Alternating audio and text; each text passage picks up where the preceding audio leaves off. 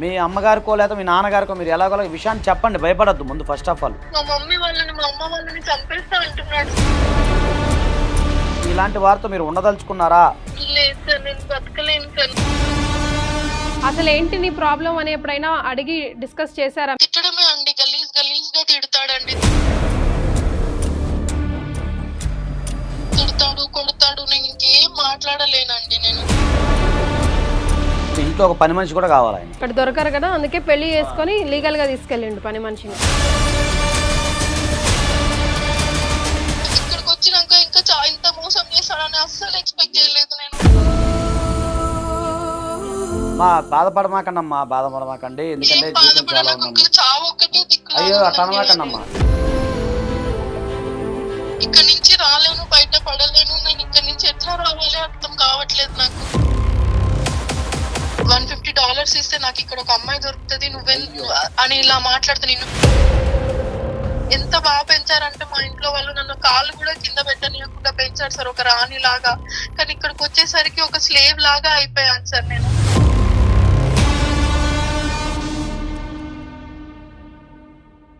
సికింద్రాబాద్లోని doctor Narayana college of hotel management లో 100% job guarantee. 966365 నమస్తే, welcome to India's largest digital media network Suman TV. నేను మీ Keerthi. Welcome to legal advice. నాతో పాటు ప్రముఖ హైకోర్టు అడ్వకేట్ సాయి కృష్ణ ఆజాద్ గారు ఉన్నారు. నమస్తే ఆజాద్ గారు. నమస్తే అండి. సిరి అన్న అమ్మాయి మెయిల్ చేసిందండి. తన ఒక NRI. అసలు తన బాధ వర్ణనాతీతం. ఆ మెయిల్లో ఒక 4 అక్షరాల్లో 4 లైన్లో ఇన్ఫాక్ట్ తను నాకు మెయిల్ చేసిందండి. నాకు చదవాలనిపించలేదు. సో డెఫినెట్గా మనం తనని అడ్రస్ చేయాల్సింది అని ఇప్పుడు కాల్ చేద్దాం. సిరి లాగా చాలా మంది ఉన్నారు ఆజాద్ గారు, మీరు కూడా చాలా కేసులు చూస్తుంటాం కదండి.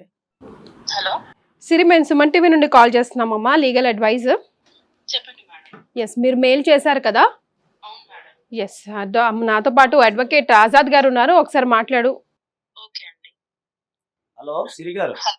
హలో, నమస్తే సార్. అమ్మా నమస్తే అండి, బాగున్నారా? ఏం బాగుంటాను సార్, అసలు ఏం బాగాలేదు సార్. ఇక్కడ ఇప్పుడు ప్రజెంట్ ఎక్కడున్నారు మీరు? నేను US లో ఉన్నానండి. US లోనే ఉన్నారు. ఓకే, మీ వారి పేరు? శేఖర్ అండి. శేఖర్. ఆయన ఏం చేస్తుంటారు అక్కడ? ఆయన ఇక్కడ సాఫ్ట్వేర్ ఎంప్లాయ్ అండి.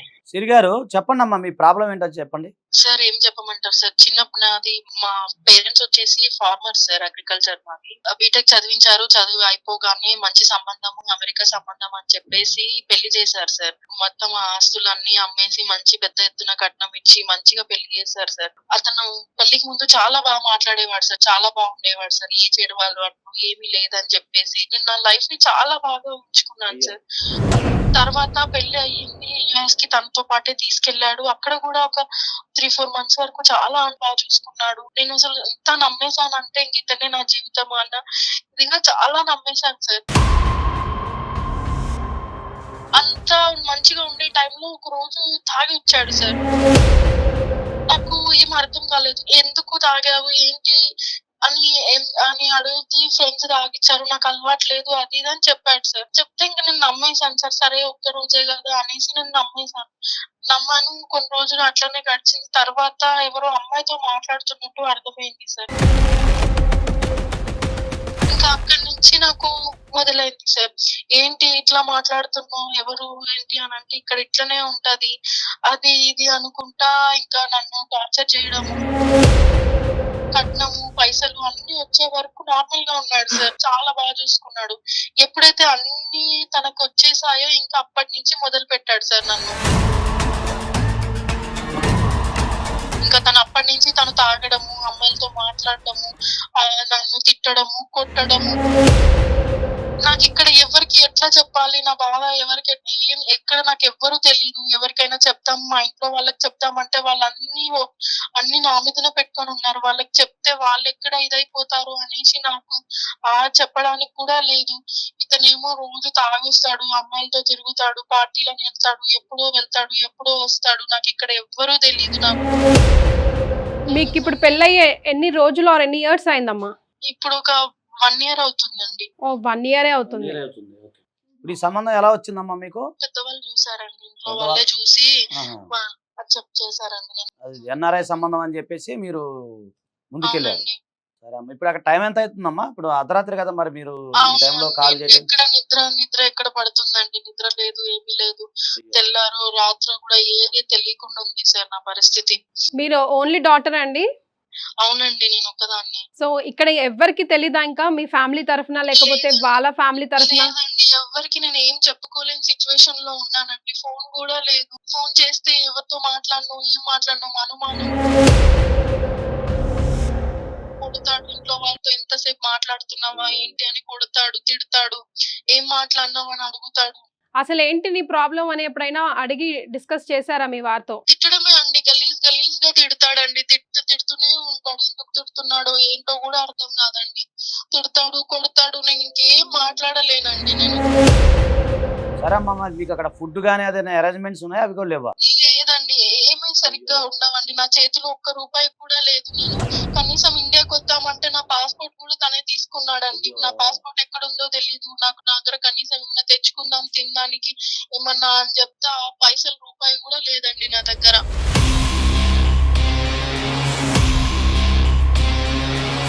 నేను జాబ్ చేశారమ్మా? చదువు అయిపోగానే నాకు పెళ్లి చేశారండి. కొంచెం కూడా గ్యాప్ లేదు. మంచి జాబ్ చేయాలనుకున్నాను, పేరెంట్స్ ని బాగా చూసుకోవాలని అనుకున్నాను. కానీ ఇక్కడికి వచ్చినాక ఇంకా ఇంత మోసం చేశాడని అస్సలు ఎక్స్పెక్ట్ చేయలేదు నేను.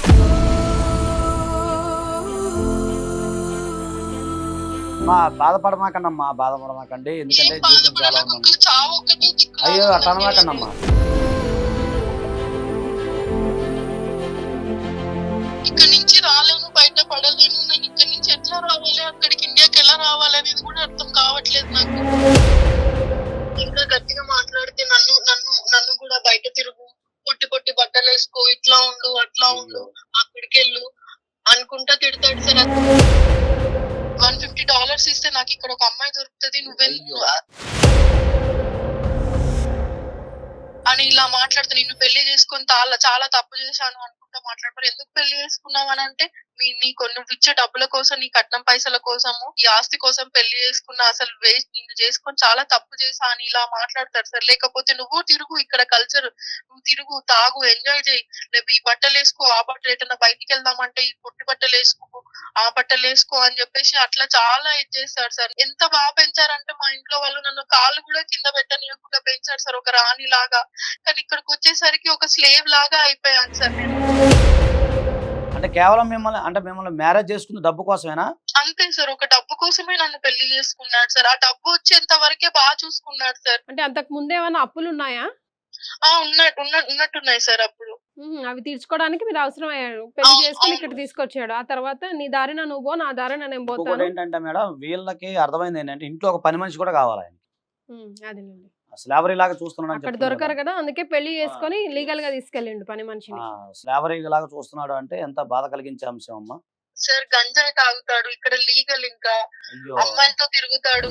నాకు అసలు ఏమీ అర్థం కావట్లేదు, ఏం చేయాలో అర్థం కావట్లేదు సార్ నాకు. ఒకటమ్మా, మరి మీకు పెళ్లికి సంబంధించిన గోల్డ్ గానీ అవన్నీ ఉంటాయి కదా మీ దగ్గర, అవి కూడా లేవా? అన్ని తన దగ్గర, అన్ని తనే తీసుకున్నాడు సార్. అన్ని తన హ్యాండ్ ఓవర్ లోనే ఉన్నాయి సార్. ఏమున్నాయో నీకు తెలియదు.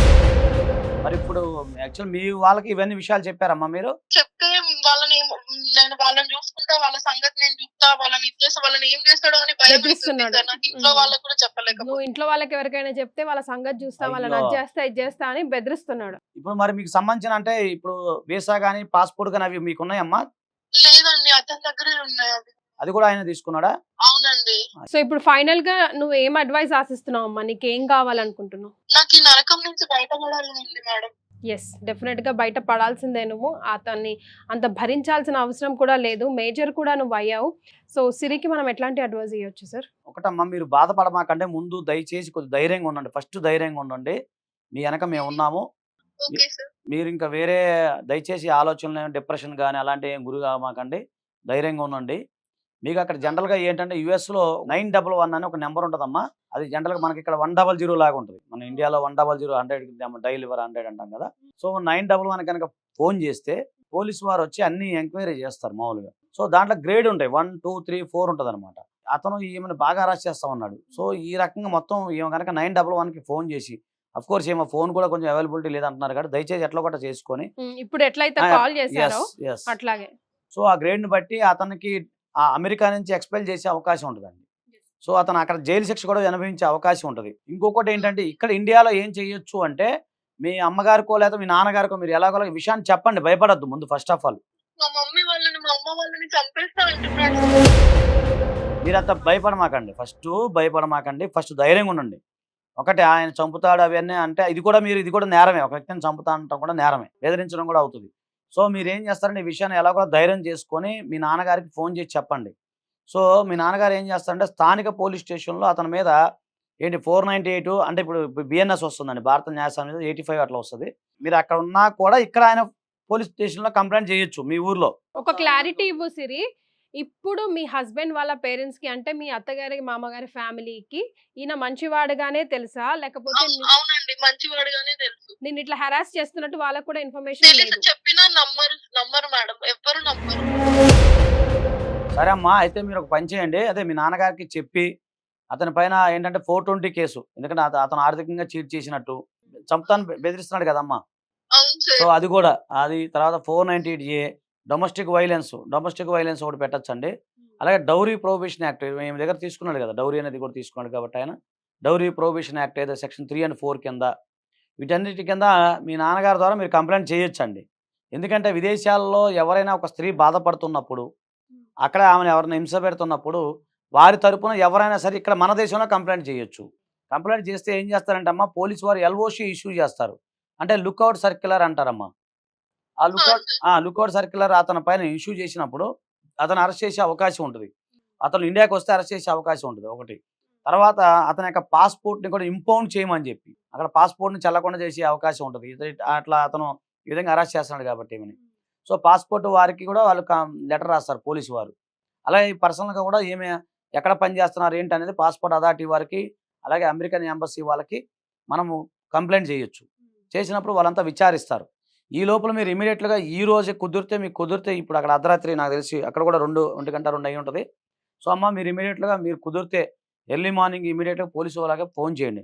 ఒకవేళ ఇప్పుడు అతను వచ్చి మిమ్మల్ని కనుక కొట్టి తిట్టినట్టు ఇప్పుడు కనుక చేసినట్లయితే మీరు ఇప్పుడైనా సరే 911కి మీరు ఫోన్ చేయండి అమ్మా. ఖచ్చితంగా మీరు అక్కడ మీకు డొమెస్టిక్ వైలెన్స్ కేసు అతని పైన బుక్ అయ్యే అవకాశం ఉంది. తర్వాత మీరు ఇలాంటి వారితో మీరు ఉండదలుచుకున్నారా లేదా మీరు విడాకులు తీసుకోదలుచుకున్నారా అది కూడా చెప్పండి ఒకసారి. మీరు ఇమీడియట్గా డైవర్స్ పిటిషన్ కూడా ఒకటి ఫైల్ చేసుకోండి. అలాగే మీరు చెప్తున్నారు కదా వీసా పాస్పోర్ట్ ఆయన లాక్కున్నాడు, సో అది కూడా ఆయన దగ్గర ఉంది. సో ఇదే విషయం 911కి కూడా మీరు ఫోన్ చేసి చెప్పండి పోలీసు వారికి, అక్కడ పోలీసు వారికి చెప్పండి, అలాగే ఇక్కడ పోలీసు వారికి చెప్పండి. ఓకేనమ్మా. అలాగే అక్కడ సంబంధించి కొంతమంది సహృదయ అని చెప్పి తెలుగు సంఘానికి సంబంధించి కొన్ని ఈ NGO సంస్థలు ఉన్నాయమ్మా.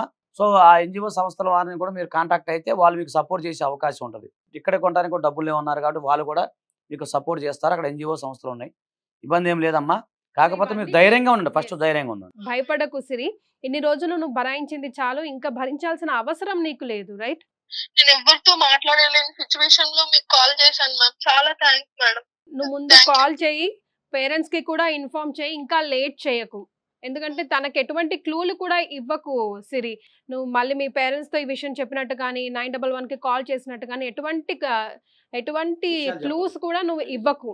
నీ పని నువ్వు ధైర్యంగా చేస్తూ వెళ్ళు, ఓకేనా? Okay madam. ఆ తర్వాత కూడా నీకు ఎటువంటి సపోర్ట్ కావాలన్నా కింద స్క్రోల్ అవుతున్న నంబర్ కి కాల్ చేయి. ఓకే మ్యామ్, చాలా thanks madam. Yes, thank you. సిరిలాగా సార్ చాలా మంది అంటే NRI సంబంధం అనగానే ఈవెన్ పేరెంట్స్ కూడా ఆలోచించకుండా, ఈవెన్ ఆడపిల్లలు కూడా వెనక ముందు ఆలోచించకుండా సంబంధాలు చేసుకుంటున్నారు, వెళ్ళిపోతున్నారు. తినలాగా అమాయకురాళ్ళు అయితే ఇలా అనుభవిస్తున్నారు, లేదు కొంచెం తెలివితేటలు ఉన్న వాళ్ళైతే ముందుకు వస్తున్నారు, ఫైట్ చేస్తున్నారు. సో ఏం చూడాలి NRI సంబంధాలు చేసుకుంటున్నప్పుడు, ఇటు పేరెంట్స్ కానీ ఆడపిల్లలు కానీ ఈవెన్ మగపిల్లలు కానీ వైసీ వర్స. ఓన్లీ ఆడపిల్లలే ప్రాబ్లం కాదు, ఓన్లీ మగపిల్లలే ప్రాబ్లం కాదు, ఇద్దరు కూడా బాధితులుగా ఉన్న కేసెస్ మీరే చూసుంటారు. సో మనం వాళ్ళకి ఎట్లాంటి అడ్వైస్ ఇవ్వాలా? ఒకటండి, ముందుగా NRI సంబంధం అనగానే చాలా మంది ఎగిరి గంతేస్తుంటారు. అమ్మాయి కానీ సరే, అమ్మాయి కానీ అబ్బాయి కానీ అమెరికా వెళ్ళిపోతున్నారను లేకపోతే ఇంకో రకంగానే చెప్పి ఆలోచిస్తూ ఉంటారు. కాకపోతే మీరు ఒకటే చేయండి, ఎప్పుడైనా సరే NRI సంబంధం ఉన్నప్పుడు అతను ఎక్కడ పని చేస్తూ ఉన్నాడు, అలాగే అతనికి సంబంధించిన వీసా ఏ పొజిషన్లో ఉంది. సో ముందు వీసా చూసుకోవాలి. తర్వాత అతని పైన రిమార్క్స్ ఏమైనా ఉన్నాయా, అలాగే అక్కడ మీకు ఎవరైనా తెలిసిన వాళ్ళు ఉంటే ఆ ఏరియాలో, అంటే అతను నివసిస్తున్న ఏరియాలో తెలిసిన వాళ్ళు ఉంటే అతని గురించి ఎంక్వైరీ చేసుకోండి ఫస్ట్. అలాగే ఇక్కడ ఫ్యామిలీ బ్యాక్గ్రౌండ్ ఒకసారి ఎంక్వైరీ చేసుకోండి. అలాగే అతనికి ఏమైనా చెడు అలవాట్లు ఉన్నాయా ముందు అడగండి, ఓపెన్గా అడగండి. ఫస్ట్ అడగడం తప్పులేదు, అది కొంతమంది కప్పిస్తున్నారు, లేదండి నాకు ఎలాంటి అలవాట్లు లేవు అంటే దయచేసి నమ్మొద్దు. మీరు మీ ఎంక్వైరీ మీరు చేసుకోండి ఫస్ట్. అలాగే ఇదే కాకుండా మీరు ఒకసారి అతని వీసా ప్రొసీజర్ ఎక్కడ కంపెనీలో పనిచేస్తున్నాడో ఆ కంపెనీలో కూడా వీలైతే కొంతమంది కొలీగ్స్ యొక్క అభిప్రాయాన్ని తీసుకోండి. అలాగే ఇక్కడ ఫ్యామిలీ ఉన్నారు. ఇప్పుడు ఉదాహరణకు ఒక పలానా ఏరియాలో ఫ్యామిలీ అనుకోండి. ఆ ఫ్యామిలీకి సంబంధించిన వాళ్ళ సంబంధికులు ఏ విధంగా ఉన్నారు.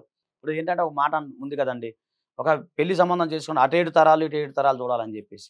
అది మెయిన్ చూసుకోండి ఫస్ట్. అలాగే అన్ని చూసుకున్న తర్వాత అతను నిజంగా ఇప్పుడు కొంతమంది ఏంటంటే టెంపరరీ వీసా మీద వెళ్తుంటారు.